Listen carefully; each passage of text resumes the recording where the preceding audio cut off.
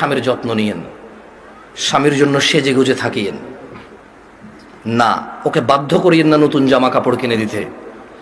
আপনার যতটুকু জামা কাপড় আছে ওখান থেকে সবচেয়ে ভালো জামাটা রান্না বান্না শেষে জোহরের নামাজ পড়ে সবচেয়ে ভালো জামাটা পরিয়েন।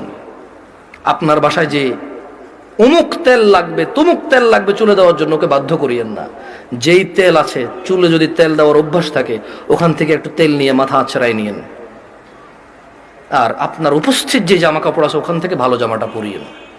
স্বামী যখন ঘরে ঢুকবে মুচকি হেসে ওকে সালাম দিয়ে রিসিভ করিয়েন। ও যদি সালাম দিয়ে ঢোকার জ্ঞান রাখে, যোগ্যতা রাখে, অতটুকু ইবাদত করার যদি ওর মন মানসিকতা থাকে তো থাকলো, আর নাহলে আপনি ওকে রিসিভ করেন হাসি মুখে। ও গোসলে যাওয়ার আগে গামছা লুঙ্গিটা টয়লেটে দিয়ে আসিয়েন।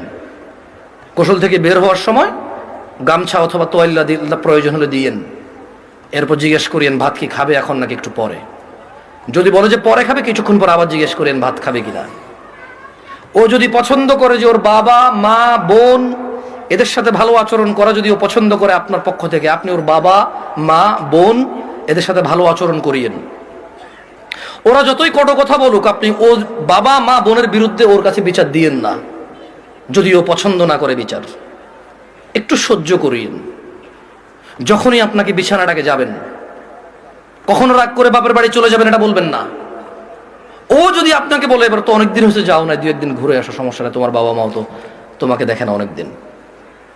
আর বাপের বাড়িতে চলে গেলে 1-2 দিনের মাথায় বলিয়েন চলে আসবো নাকি। ও যদি বলে চলে আসো, তাহলে ও যাবে অথবা আপনার বাবা এসে দিয়ে যাবে, আপনার ভাই এসে দিয়ে যাবে, অভিভাবকের মধ্যে কেউ একজন এসে দিয়ে যাবে আপনাকে। এটা আপনি খেয়াল রাখবেন। যদিও আপনার প্রতি রাগ করে, আপনি উল্টা রাগ করিয়েন না। আপনি একটু ইতস্ত হইন, একটু নার্ভাস ফিল করিয়েন। আধা ঘন্টার মধ্যে যদি ও সরি না বলে, আপনি সরি বলে আবার ওর সাথে মিলিত হয়ে যান।